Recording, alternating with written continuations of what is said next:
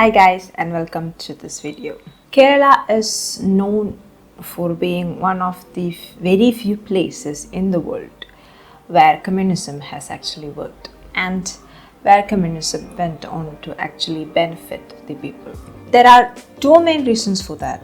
The communist governments in Kerala actually were elected through the ballot box. They were selected in due process of democracy and through non-violent ways. In fact, it is the first and again one of the very few places where a communist government has come to power without violence. That says a lot about the ideology actually. And the second reason is reforms that it brought about, which changed the social and cultural landscape of the state. This mainly involves the land reform laws, where the government actually put a cap on the amount of area that an individual or a family can own, and also the importance given by the left governments on education here. But that's all in the past now. I'm not saying that these have been reversed. Rather, I'm saying that Kerala has actually moved forward a lot from that era, and along with it, CPIM. Before we get into that, let me share a bit about my experience with communism. I have been exposed and I have learned about communism from childhood. My parents were right-wing, but for me, communism was glorious, especially the feminist movement of the left. And then I started to learn more about this ideology and its proponents. I started to learn more about Lenin, Stalin, Che Guevara. We worship these leaders here, by the way. Then I read 1984 and also Animal Farm, just in that order. That is the wrong order to read them. Do you know that even Marxism is a socialist movement? Turning point really was when I realized that I was also brainwashed by the communist or the left ideology in India about Islam, about feminism in Islam, and so on. I've made a lot of videos on all of that in this channel. I will share the link here and it's also in the description. You can check them out after this video is finished. And now, living in Kerala under a communist government, it's all very real now. We are too backwards, twisted, and in a delusion. It's very uncomfortable to know that this is the reality here. That is what we are going to get into in this video. Every good thing has a bad side, and this is the case with early communism in Kerala as well. Land reforms affected agriculture, and education created skilled labor in a place where communists opposed industrialization and capitalism. Yes, communists were and still are always against industrialist, capitalist mechanization and large-scale development and also technological advances. They opposed tractors, factories, heavy machinery, computers, basically any advancements that would remotely affect the availability of human labor. And that also kept this place from modernizing. But obviously, we did modernize to a great extent, but agriculture was gone and people migrated overseas for work. And the people who did not migrate were almost entirely dependent on government jobs, which have always kept the unemployment rates in Kerala high. And there was no impetus for entrepreneurship, and over time, these drawbacks began to outweigh the benefits. But communists started using propaganda and muscle power and violence to hold on to the power. And the culmination of that is the Pinarayi Vijayan's government. Like I said before, they are opposed to development and physical growth of our region. But they really do promise prosperity and high growth for all. How is that possible? Communism has always sought to solve this by redistributing wealth and eliminating market. That the state will control the means of production. In that way, the state can distribute the profit evenly. That was what Marx had dreamed of and what Lenin tried to actualize in USSR. But obviously we know that it has not worked anywhere in the world. Truth be told, communists actually know, or they realize along the way, that their ideology is bonkers, doesn't work. That is the very experienced communist, not the sword-wielding communist youth ever ready for a protest.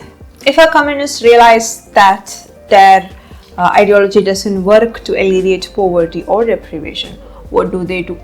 They go on to create a pseudo market of capitalists, industrialists and investors. China has done this, and many communist countries actually become capitalist because of this, including India. I will make a video on that very soon. So please subscribe if you want to watch that. Now Kerala adopts a slightly different path. Let's look at these examples before I explain. KSRTC, which is Kerala State Road Transport Corporation, is in huge debt.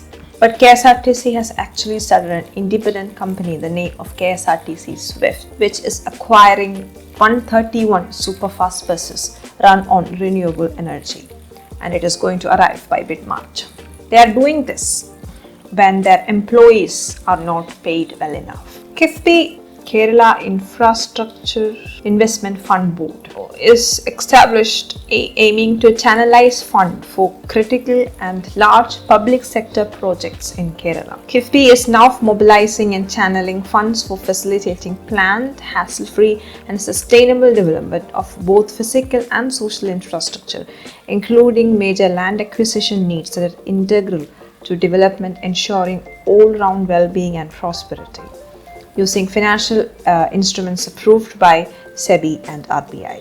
Now the question is, where do these funds that they are collecting and channeling come from? Well, there is actually an ongoing investigation on the then Finance Minister Thomas Isaac on alleged corruption in KIIFB fund collection. In May 2019, Kerala Chief Minister Pinarayi Vijayan had famously opened the KIIFB Masala Bonds trade at the London Stock Exchange. This is an important point which we will get coming back to, so remember that. The allegation is that there were FEMA violations in issuing Masala Bonds by KIIFB. First argument is that the state government has no right to issue Masala Bonds, but obviously KIIFB is not state government, it's a corporate body, which it is, but that's not the problem. Remember the name Masala Bond also.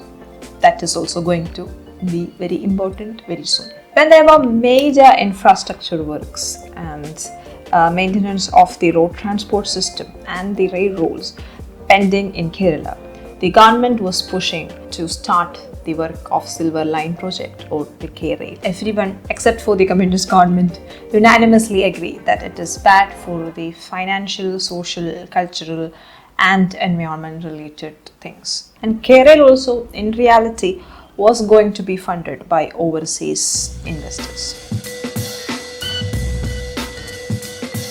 There is a government which is in huge debt. That is, our debt crisis has increased by 80% in 5 years. Yet the government finds new ways to keep the money flowing into new projects.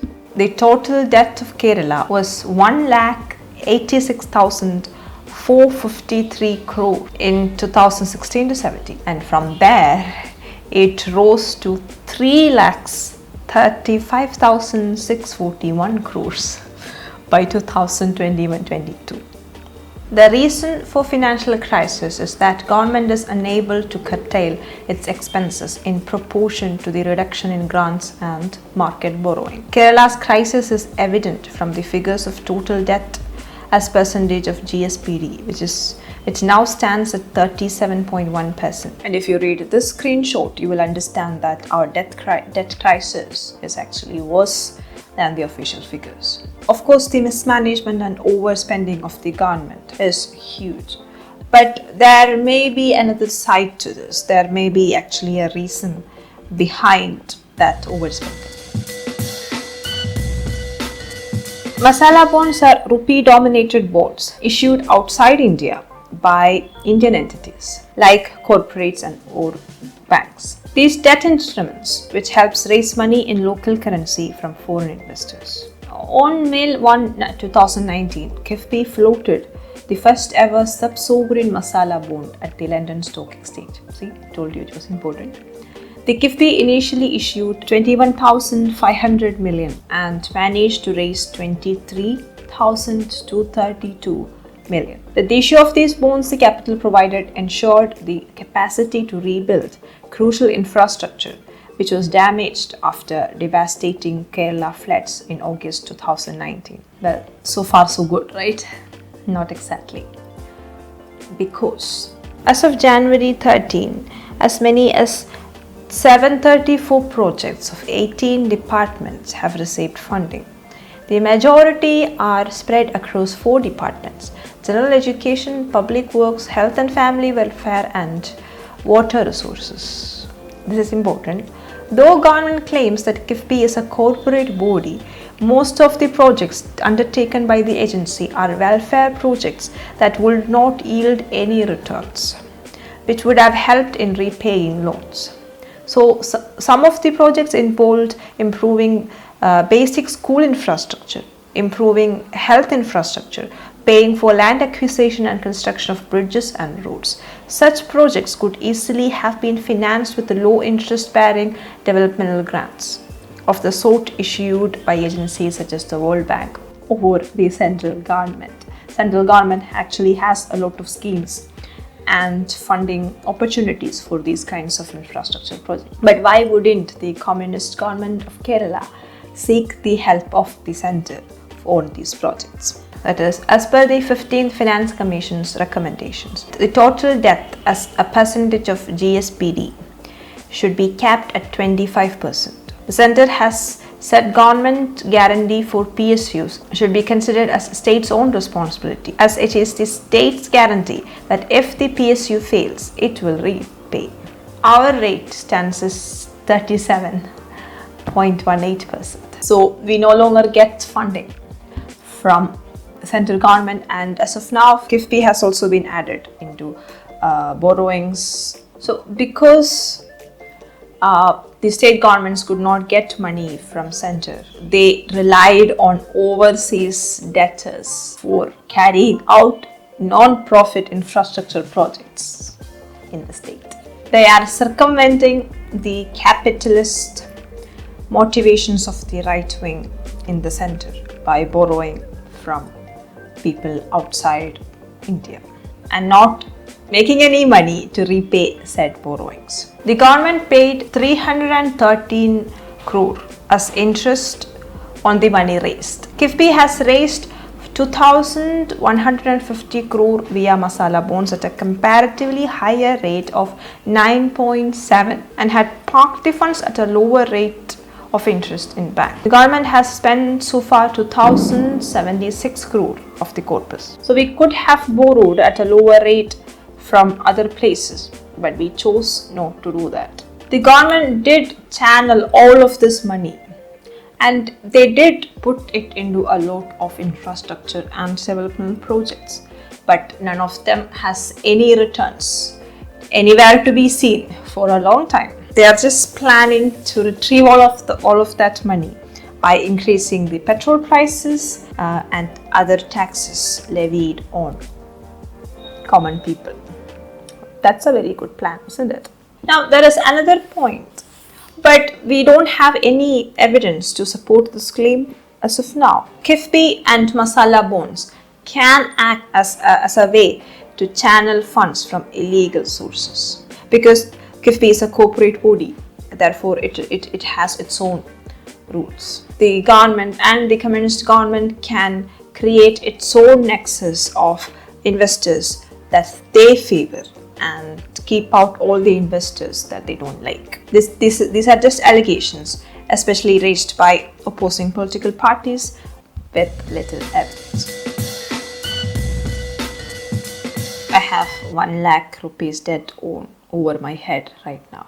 This kind of mismanagement and responsible borrowing, we just have the highest rates of petrol prices. We have the highest rates of alcohol taxes. We really have bad infrastructure, drinking water crisis in cities, And all the high prices for essential commodities have increased inflation to a great extent. There is rampant unemployment in the state. Despite all this borrowing, the government is still not doing enough to attract genuine investors into this land. Also, the entrepreneurial interest of the people. People are still plummeting into great poverty and unemployment, while also increasing the debt. And this have all caused a lot of political unrest, and people are quite scared at this point. A lot of people actually predict that the situation in Kerala is a lot like the situation in Sri Lanka, because they also invited borrowings from overseas which they ultimately couldn't repay, and that led to a lot of economic and political unrest. And that is also the case with Kerala, at least on the financial front. Hi guys, my greatest dream was to become an author and share awesome stories with you guys. I've published my first book, a novel named Life in a Ziploc Bag. It's the story of 4 kids living in a city with their unique life experiences. They are connected by the chaos in their lives, which are fueled by drugs, abuse and isolation. I don't want to give it all away right here. You can check it out on Amazon or Flipkart. It's also available for direct buying from the publisher itself. All these links are given in the description. If you are interested, please go and check it out and grab your copy right now. Thank you. Share this video with others and follow me on my Instagram and Facebook pages. The links are given in the description.